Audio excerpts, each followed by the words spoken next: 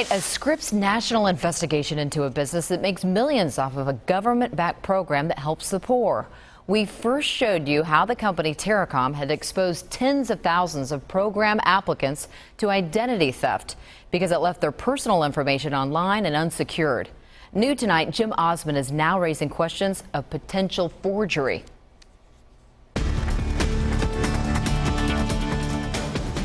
Where the hell did this come from? Andrea Jenkins is one of more than 50 people in 4 states we interviewed whose names are on Terracom applications. Is that your signature? No, it is not. No, it is not. These applications are for Lifeline cell phones, a government-backed program for low-income people.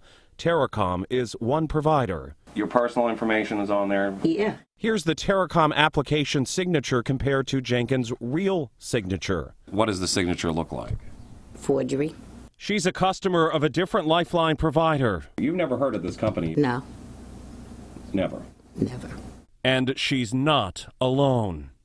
We got the phones, the hair. Reggie Strode worked as a St. Louis Terracom sales rep until June. What's the avenue of making money? Reggie got commission, but Terracom in all received $89 million from the Lifeline program in 2012. The company receives more than $9 per month per approved application, and you pay for it. The Lifeline program is funded from a fee most of us pay on our monthly cell phone bills.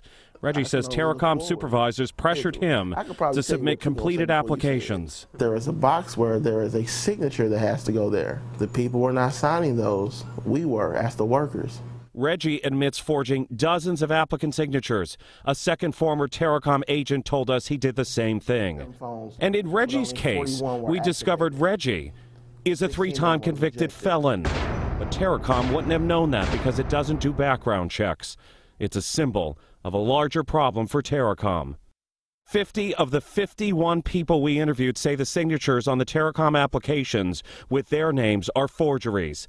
All signed their real signatures for comparison. Many never heard of Terracom. I'm Ruby Dixon.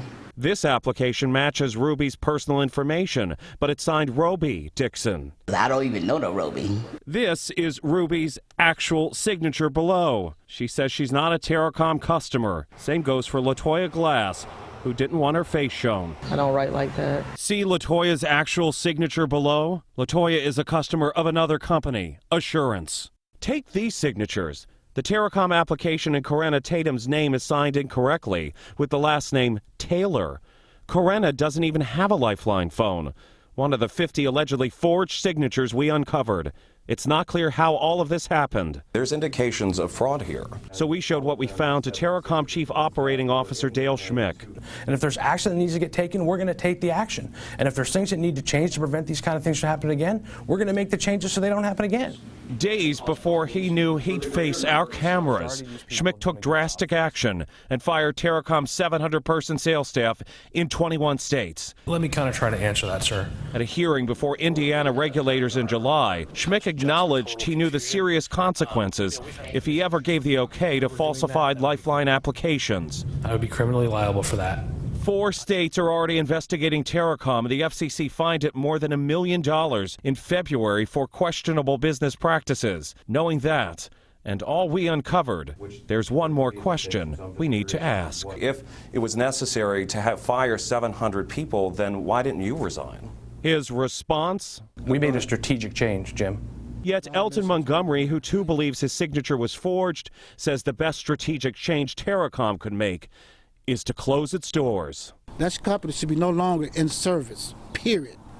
Terracom said in a statement, quote, "Like any company that receives signed applications, we did not witness the signature, which was done by the salesperson." Now, as for that former St. Louis Terracom rep, Terracom says a supervisor fired him because he tried to sell a free phone to an eligible customer. Terracom has yet to say whether it plans to go to authorities with all that we've uncovered. I'm Scripps National Investigative Correspondent Jim Osmond in Washington. The Scripps National Investigation didn't stop there. They tracked down fraudulent signatures that trace back to vacant homes boarded up by the city for years. Go to our website, kshb.com, for that web extra exclusive.